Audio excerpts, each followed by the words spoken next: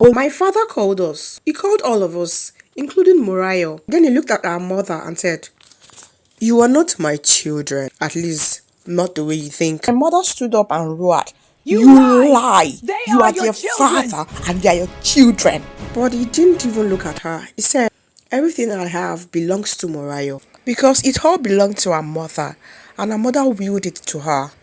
We were dumbfounded. That day, he wrote his will. Everything goes back to Morayo. The little wealth he had accumulated over the years, he willed them to his granddaughter. He said, "I have failed my daughter.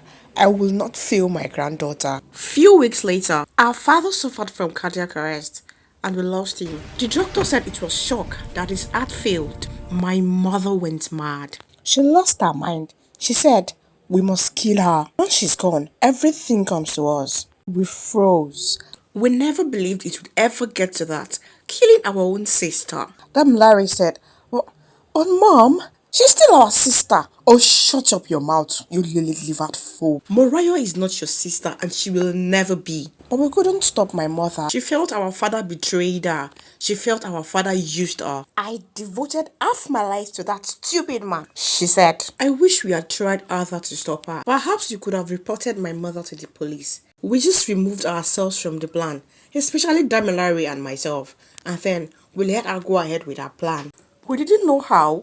We didn't even believe she was going to do it. But my mother killed Morayo. And that was when everything came crashing down. Because Morayo was one step ahead of us. It felt like she knew she was going to be killed. Then the lawyers came. My mother was ecstatic. "Everything belongs to us now," she beamed. The lawyer read out loud, "All properties goes to Boluwatife. Every account, every asset, all the money, all the companies.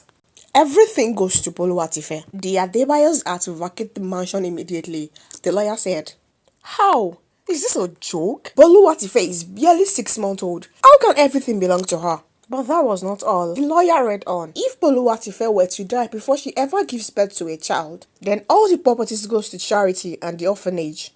We were shocked and dumbfounded. How? We kept asking ourselves. He also stated, "At no point in time should the Adebayos be made Boluwatife's guardian." My mother collapsed. She felt like a joke. She said, "Everything is gone. Everything I thought I had. Everything I thought was mine and my children's. Everything is gone. Everything is gone," she kept muttering.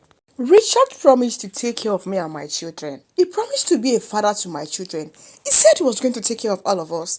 How can he do this to me? How? I gave all of my youth and half of my life to that man. How can he do this to me? He knew I was pregnant, yet he decided to marry me like that.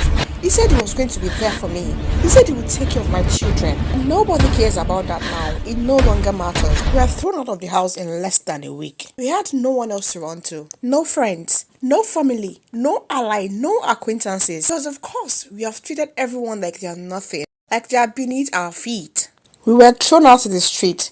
We became stranded. We, the children of a millionaire. We the heirs. We the big money spenders. Look where we are now. I am telling you this story from the one-bedroom apartment I managed with my siblings. A one-bedroom apartment. Mother couldn't stand it. She died few weeks later and we were left stranded. Left to fend for ourselves. To find our footing in the world. Damilare couldn't help but ask, did Morayo know mother was going to kill her? If she knows, why didn't she just run away? Dara answered and said, I think she was just taking precautions. He asked again, if that charity clause wasn't included in the will, would mother have killed Morayo's daughter as well? Of course not, I said. We wouldn't have allowed it happen. But we didn't stop her from killing Morayo, he said. We didn't believe she was going to kill her, Dara said and sighed. Now look at us. We practically became beggars overnight. Myself and my sister now sell food by the roadside. We thought blood made us family. That cruelty made us powerful. Wealth knows the truth. Wealth knows its owner.